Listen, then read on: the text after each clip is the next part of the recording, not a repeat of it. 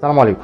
الواحد مننا بتصعب عليه نفسه لما ما بيلاقيش تقدير من شخص انت كنت سبب في اسعاده ودخول الفرح في قلبه.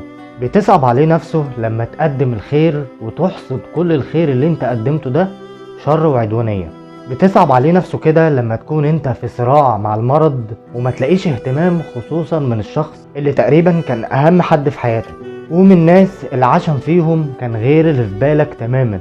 وفي الاخر بتلاقي الحقيقة المرة ان انت في الاساس مش فارق معاهم، مع انك ضحيت كتير عشانهم، لكن للأسف ما لقيتش كل التضحيات اللي انت ضحيت بيها ووقتك ومجهودك اللي انت ضيعته.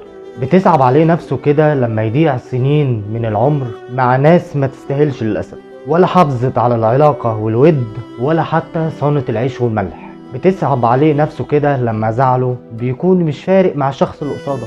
بتصعب عليه نفسه كده لما يلاقي تجاهل لمشاعره ولقلبه ولعقله ولكل تفصيلة فيه، ولا حتى للأيام الحلوة اللي انتوا قضيتوها مع بعض. بتصعب عليه نفسه كده لما تحذر الناس من تصرفات وأفعال بتهينك وبتجرحك وبتضايقك وبرضه يعملوها، وتلاقي لا مبالاة كده، فتكون مضطر آسفا انك تتنازل عنهم او تخسرهم. بتصعب عليه نفسه كده لما تسهر الليالي عشان تريحهم وفي الاخر ما تلاقيش واحد يسهر عشانك ساعة واحدة بس عشان يريحك. فأرجوك حذاري انك تعمل اي حاجة تخليك تصعب عليك نفسك. بلاش يجي عليك وقت وتحس بالندم لو ما تسألش عليك، سواء كنت في مرض او في شدة او في اي ظرف انت فيه. للأسف عدم التقدير قاسي قوي وجارح قوي، فيا رب انت ما تكونش ضحية ليه. السلام عليكم.